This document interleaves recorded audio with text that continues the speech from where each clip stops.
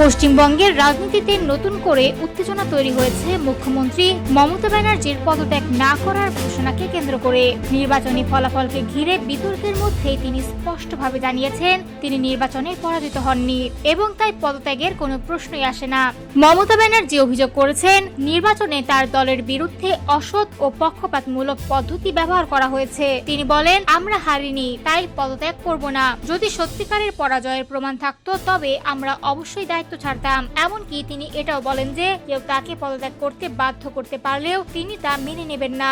অন্যদিকে বিরোধী দল বিজেপি তার এই মন্তব্যকে অসাংবিধানিক বলে আখ্যা দিয়েছে। তাদের মতে গণতান্ত্রিক প্রক্রিয়াকে অস্বীকার করে এমন বক্তব্য কোনো দায়িত্বশীল রাজনৈতিক নেতার কাছ থেকে প্রত্যাশিত নয়। ভারতের সংবিধান অনুযায়ী 164 অনুচ্ছেদে বলা আছে যে রাজ্যপাল মুখ্যমন্ত্রী নিয়োগের ভিত্তি হলো বিধানসভার সংখ্যাগরিষ্ঠতা, অর্থাৎ সংখ্যাগরিষ্ঠ দলের সমর্থন ছাড়া কোনো মুখ্যমন্ত্রী ক্ষমতায় থাকতে পারেন না। নির্বাচনের পর রাজ্যপাল নতুন করে সংখ্যাগরিষ্ঠতার হিসাব করে সরকার গঠনের আহ্বান জানান। এছাড়া সংবিধানের 172 অনুচ্ছেদ অনুযায়ী প্রতিটি বিধানসভার মেয়াদ 5 বছর। নির্ধারিত মেয়াদ শেষ হলে বিধানসভা স্বাভাবিকভাবেই বিলুপ্ত হয়ে যায়। আইন অনুযায়ী কোনো মুখ্যমন্ত্রী যদি বিধানসভার সদস্য না হন তবে তাকে 6 মাসের মধ্যে নির্বাচিত হতে হয়, অন্যথা তিনি পদ হারান। রাজনৈতিক বিশ্লেষকদের মতে এই পরিস্থিতিতে আসল বিষয় হলো সংখ্যাগরিষ্ঠতা ও সাংবিধানিক প্রক্রিয়া, ব্যক্তিগত অবস্থান নয়। তাই রাজ্যের ভবিষ্যৎ সরকার গঠন পুরোপুরি নির্ভর করছে বিধানসভার সংখ্যাগরিষ্ঠ সমীকরণের উপর।